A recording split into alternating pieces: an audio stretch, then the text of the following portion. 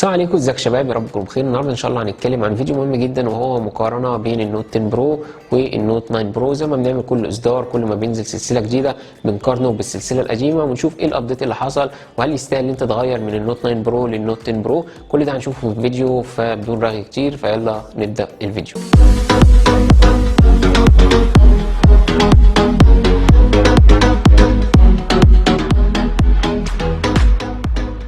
ولو هنتكلم على التصميم، فالنوت 9 برو جاي من الازاز مع شكل الكاميرات المربع في النص، كان شكل جديد اول ما نزل. ولو هنيجي للنوت 10 برو هنا جاي من الازاز برده، ولكن بشكل جديد شويه، جاي في جنب الجهاز وشكل الكاميرات من جوه شكلها جديد مختلف، شبه ال 200 تي كده تقريبا. والاثنين طبعا بصمه في الجنب، وعندك ازرار الصوت، وعندك من فوق الاي ار وعزل الضوضاء، وسماعه خارجيه للنوت 10 برو و3.5، ومن الجناب عندك درج الشرايح، ومن تحت عندك التايب سي و3.5 للنوت 9 برو. فكل واحد وذوقه في حكايه التصميم ده.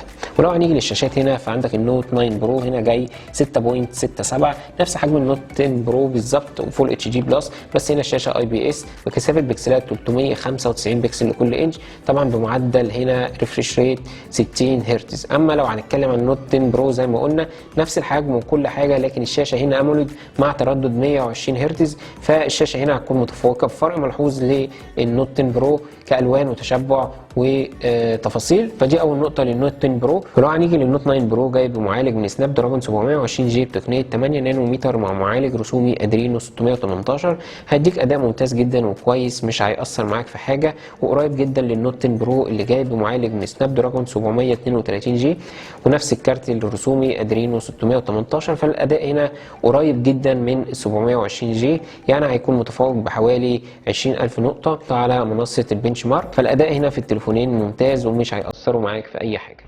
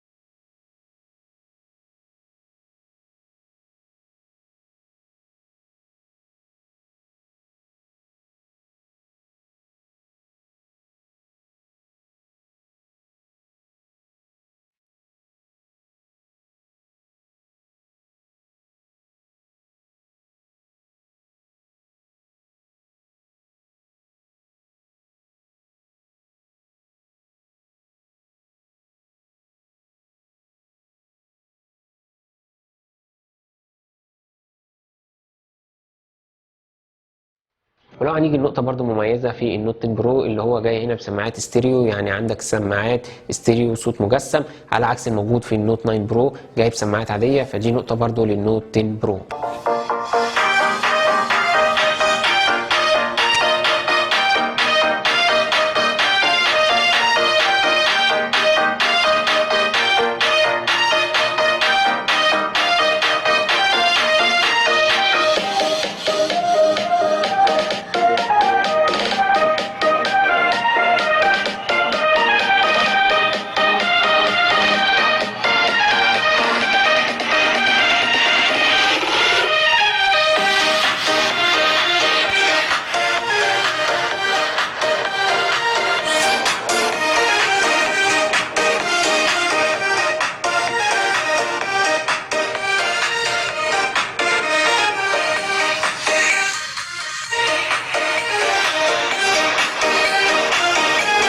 ولو هنيجي للكاميرات الاماميه، فالاثنين تقريبا واحد، الاثنين هيجوا ب 16 ميجا بكسل فتحه 2.4، فالاداء في الكاميرات هيبقى قريب جدا الى حد كبير. طبعا انت بتقول لي طب ما انت بتقول الاثنين شبه بعض، ليه هيبقى قريب؟ ليه مش هيبقى شبه بعض؟ لان زي ما قلنا قبل كده المعالج بيبقى ليه نسبه كبيره في معالجه الصور، وزي ما قلنا النوت 10 برو المعالج بتاعه اقوى شويه من الموجود في ال9 برو، فالمعالجه بتاعته هتبقى افضل شويه، بس الفرق مش هيبقى ملحوظ قوي. الاثنين هيديك اداء ممتاز جدا في الكاميرات الاماميه. اما في الكاميرات الخلفيه هيبقى عندك اول كاميرا كاميرا في النوت 9 برو جايه 64 ميجا بكسل فتحه 1.9، والثانيه 8 ميجا بكسل للتصوير الواسع 2.2، والثالثه 5 ميجا بكسل للمايكرو 2.4، والرابعه 2 ميجا بكسل للعزل 2.4. اما كاميرات النوت 10 برو، اول كاميرا هنا 108 ميجا بكسل فتحه 1.9، والثانيه والثالثه والرابعه بنفس الموجودين في النوت 9 برو. ونقطه برضه عايزين نتكلم فيها عشان واحد كان كاتب لي كومنت وبيقول لي ايه الفتحات العدسه اللي انت بتقولها على العدسات دي. يعني لو عندك كاميرا فتحه عدسه 1.9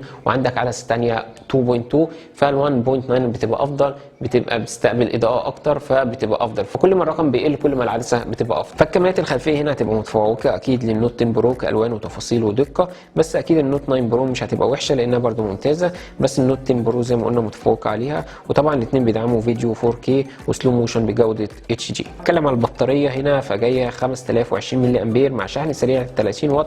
اما في النوت 10 برو جاي 5020 ملي امبير برده، لكن شحن سريع اسرع شويه و33 واط. يعني الاثنين يعتبروا واحد، هيقعدوا معاك اليوم كله كامل ما فيهوش اي مشكله، وتشحن من 0 ل 100% في حوالي ساعه و5 دقائق. من الاخر انا معايا النوت 9 برو، مش مستاهل ان انا اغير للنوت 10 برو لان الفروقات مش كبيره. هي عندك الشاشه هتبقى افضل، وعندك الكاميرا هتبقى افضل، وسماعه ستيريو، لكن الاداء هيبقى متقارب، والبطاريه والخامات تقريبا شبه بعض. فده كان فيديو بسيط مقارنه بين النوت 10 برو والنوت 9 برو. ما تنساش الاشتراك، واشوفك الفيديو الجاي. سلام.